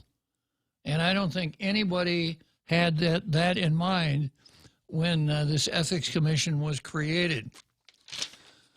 Turning the page here, during its most recent meeting in November, the commission said it's working on a budget and creating the infrastructure it needs to do the job. And as I said earlier, there was an article in the paper that they sent that budget to the governor. The commissioners aim to start addressing complaints in August of 2020. Yeah, I wonder if they have the same writer as Tina Rose Mooney Barnes. You know, somebody who got fired from Saturday Night Live is looking for a job, started writing for Tina and for the ethics. This is a joke. You're not going to start taking complaints until August 2020? Because, well, you know, there's no unethical conduct going on right now, so we could take a really deliberate approach to this. The commission also doesn't yet have the documentation to receive complaints or even the money to post public announcements of its meetings. And then here's another quote, we're working on it. Now, how many times have we heard that? We're working on it. Murphy told the Post, we're just asking if they'll be patient with us because we just got started. So, patient. No. I hope, Michelle Armenta and the Vigilance Committee, I hope you're as impatient as hell This is not a place for patience. Hello, fire chief. My house is on fire. Can you send a fire truck out here? Well, you're going to have to be a little patient. We won't have any fire trucks until 2020. Can you be patient, please? We're just getting started here. Yeah, and I got to say that in a lot of cases, patience is not a virtue. Patience is a vice. And patience is a vice when it is just a synonym for timidity. If you folks on the ethics committee are so timid that you're afraid to approach the Magahaga and ask her for the things that we've been talking about here, some seed money, some detailed employees, a place to do business, then maybe you ought to think seriously about maybe resigning and giving somebody else a chance, somebody who wants to take this on aggressively. Because if there's a place for an aggressive approach to your duties, it's the Ethics Commission. We're working on it. We're just asking if they'll be patient with us because we just got started. Doesn't cut it. Armenta said her group just wants to know what progress the Ethics Commission is making and what the budget considerations include. Okay, and then there's a paragraph here of explanation. According to the press release, the Vigilance Committee aims to promote the openness and transparency of our government whenever possible by increasing awareness, responsibility, and accountability of government officials and government representatives to the citizens they serve. Go get them, Vigilance Committee. And I got a caller here that wants to make his mark on this subject. Hello, Mark. Hey, Bob, I got a question for you. I heard on the news this morning on the way to work that Lilian Guerrero was meeting in Singapore with Obama. Is this true? Not true. Not true? No. Well, that's good to hear because that really bothered me all day. Yeah. She met with Barack Obama on his way home from Singapore at the airport. At our airport? Our airport, yeah. Well, that's even worse then. Why, was that just a courteous visit, or was there, is there a, what I want to know, is there a FOIA for that conversation? Is there anything that could be why he made the visit? According to the news reports, he stopped here for refueling, and arrangements were made for the governor, the speaker, and the manager of the airport to have a chit-chat with him at the airport while he was here. I don't trust that guy. He's a chameleon. Well, you know, part of the news release was that he was coming back from Singapore where he gave a speech titled this, The Challenge of World Citizenship. Right, right. And that's Barack Obama. You know, why do we need borders? We should not be citizens of the United States. We should be citizens of the world. I understand that. That's what makes me fear him to a degree. And I was just curious why our governor was meeting with him. Bad company corrupts good morals. That's very true. Well, he warned us. He said, I'm going to fundamentally change the character of America. And he certainly has. Well, he's a socialist organizer. I know that. And the other thing that bothers me about it is that he was following behind Trump at a point when Trump was making dignitary visits. And I just didn't like that. I thought that was really disrespectful. Well, I think Barack Obama, among other things, is a candidate for the Jimmy Carter Award. Oh. For the ineffective president who can't stop shooting his mouth off in the face of a new president. Well, I hope Lou watches herself because I don't know if she gets that kind of reputation, she may not be reelected. I think she's working really hard on that right now, you know, sitting Jane Flores out, dealing with the emergency. We haven't had a reported abortion in a year and a half, so we got to go out and find an abortionist to come to Guam. Yeah. We raised the GRT temporarily, and when she's asked, well, when do you think the GRT should go? How long should we keep the 5% GRT? Her answer is forever.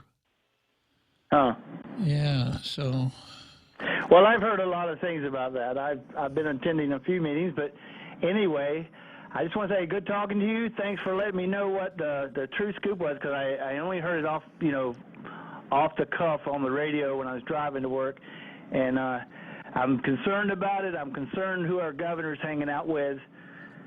That's just all I have to say. Well, Mark, Tall Tales is the Western Pacific distributor for the real scoop, for the true scoop. Oh, yeah, I appreciate that. Okay, thanks for calling, Mark. Good talking to you. Okay, so the Ethics Committee, right? The Business as Usual Committee, the Be Patient Committee. I guess I've said enough about that, but anyhow, go get him, Michelle Armenta, and Vigilance Committee. Glad you're out there. Keep after it. Okay, next item on my calendar here is Puerto Rico versus the United States of America. And, this is an ongoing story and it's grounded in the fact that a year ago, the United States Congress enacted a bill dealing with animal cruelty, and it outlawed animal fighting in the territories. All the 50 states had already enacted state laws to do it, leaving the territories as the only place under the American flag where animal fighting was tolerated or condoned, perhaps. So what that meant was no more cockfighting in any of the U.S. territories. Well, this caused a small but very vocal group of people to rise in righteous indignation. We've been cockfighting ever since. I learned from my grandfather. Who are those folks to tell us they don't know, they don't understand, or on and on and on and on, with the, of course, the requisite pandering by our local politicians enacting a section in the budget that said enforcing the federal law will be our lowest priority. And of course, we've had a lot of fun with that on Tall Tales. It's kind of like limbo rock. How low can you go? Can you have a lower priority than, as mentioned yesterday by Andre, a lower priority than building a new Simon Sanchez? Well, that would be pretty low. And then, of course, it's pointed out that the government of Guam doesn't have a role in this anyhow. So it's again, just pandering and showing off. The governor said she is against it.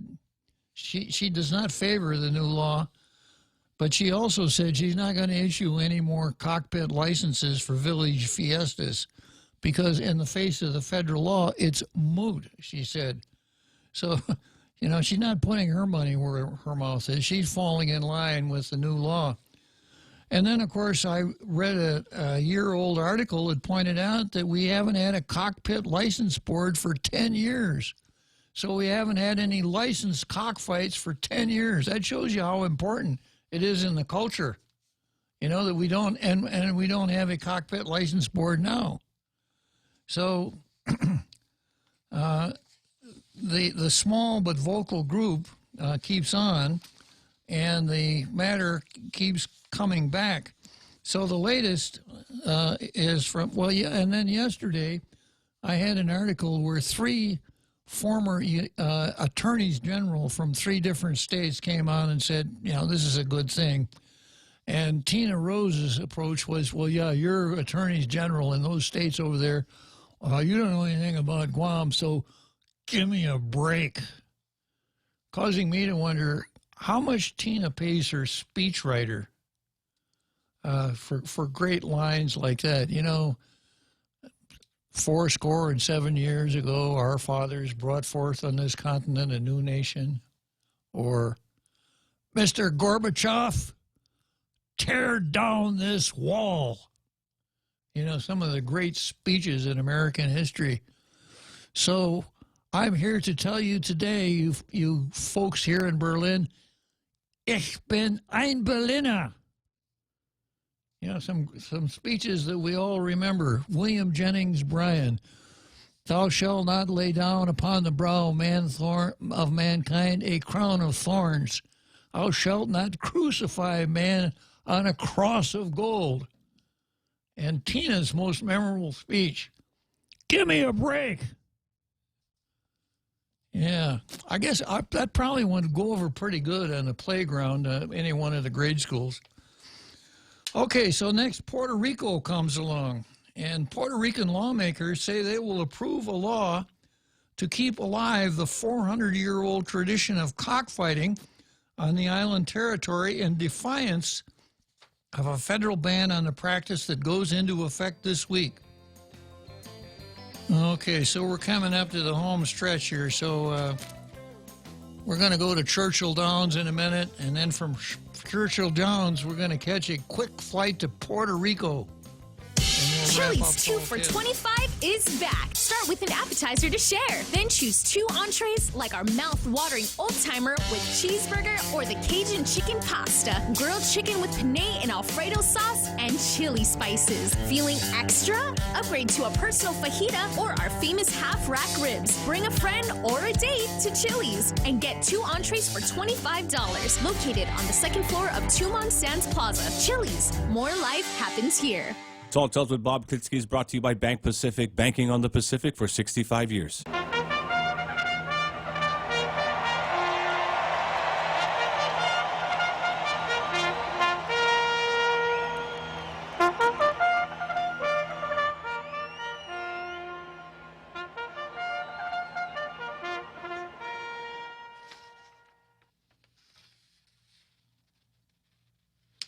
So here we are. Call to the post, Churchill Downs, Louisville, Kentucky. So we step outside Churchill Downs, catch a plane back to Puerto Rico, and I've got this article here from PNC News dealing with cockfighting in Puerto Rico. Find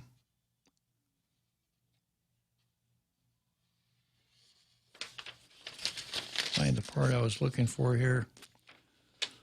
Should Governor Wanda Vasquez sign the bill into law? It challenges a federal law signed by President Trump last year. We are certainly challenging a federal law. We know what that implies, Representative Gabriel Rodriguez Aguilo, who co-sponsored the bill, told the Associated Press. Puerto Rico's cockfighting industry greeted the news with cheers. Big surprise. There's going to be work, Domingo Ruiz said. We're going to keep the fight alive. Ruiz said he owns more than 30 cocks and been in the industry for more than 50 years. Lawmakers have interpreted the new measure to mean it is legal to host cockfights, but illegal to import and export cocks or goods or services related to cockfighting. Well, that's a really novel interpretation, and that's what the law ought to say. I've been into that. You know, the national government certainly has the ability to regulate interstate commerce, but my feeling has been that the national government should not be enacting criminal laws for the states and by extrapolation for the territories. And apparently that's the interpretation in Puerto Rico. But anyhow, they're making the argument that it's an $18 million annual business that employs 27,000 people, and they're not going to give it up. Now, along the same lines, our governor, who says that she really doesn't like the law, doesn't favor it, and is not going to issue any more permits for village fiestas, says this: follow the law. That's the word for the governor on the looming federal cockfighting ban. But the MAGA Haga adds enforcing the ban will still be the lowest priority. What is Governor Leon Guerrero telling cockfighters about the federal bird fighting ban that goes into effect this Friday? My advice is follow the law, she said. While the governor is advising island cockers to follow the law, the fact remains Guam law passed by senators this year said local enforcement of the federal cockfighting ban will be the lowest priority for government of Guam. We asked the governor what that means. Here's a quote. We are faced with drug situations here. We're faced with protecting our community, keeping them safe in their homes, and it becomes a low priority because really it doesn't do much harm to the community by having cockfighting. But if we're faced with, quote, hey, come over here, there's domestic violence situation versus, hey, somebody's having cockfighting here, I mean, where would you go with the limited resources we have? Well,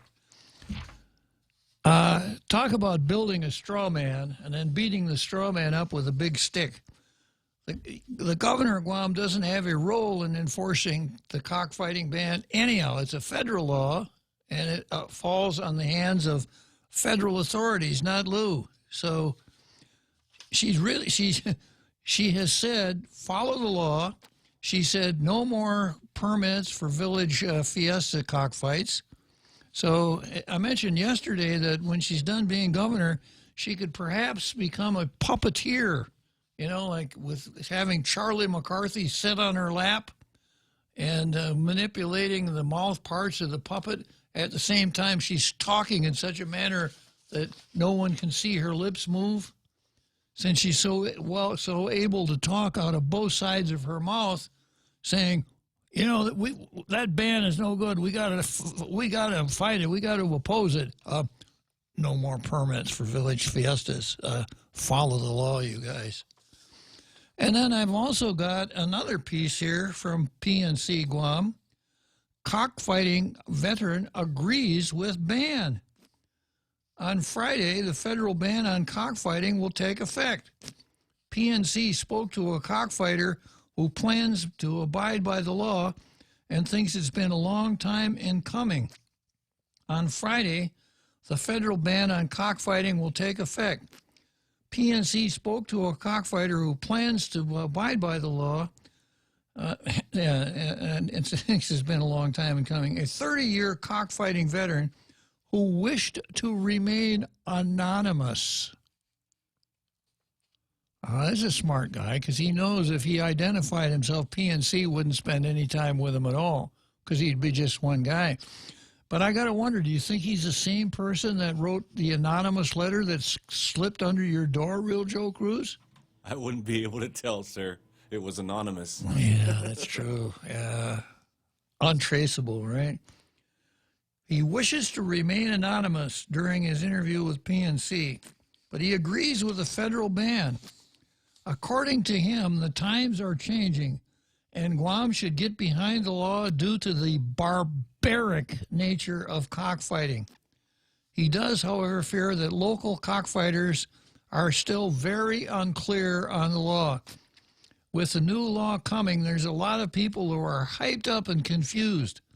I know you can still have a rooster provided that you're not showing in any way that you are having a cockfight, he said. He added, the people here don't understand the harshness of what the outcome is going to be. They take your rooster. They take your blades. They can take your house. I've seen people in the States, they take their land. Congress upgraded the federal law against animal fighting last December, giving cockfighters and law enforcement a 1-year grace period before the ban goes into effect. And what did we do during that year to get ready for it? Let me take a few seconds to describe in detail what our local government did during that 1 year to prepare government officials to deal with that law. Okay, are you ready? You got a timer back there? I think this will probably take me about 30 seconds, Real Joe Cruz. Tell me when my time is up. Okay, here it goes.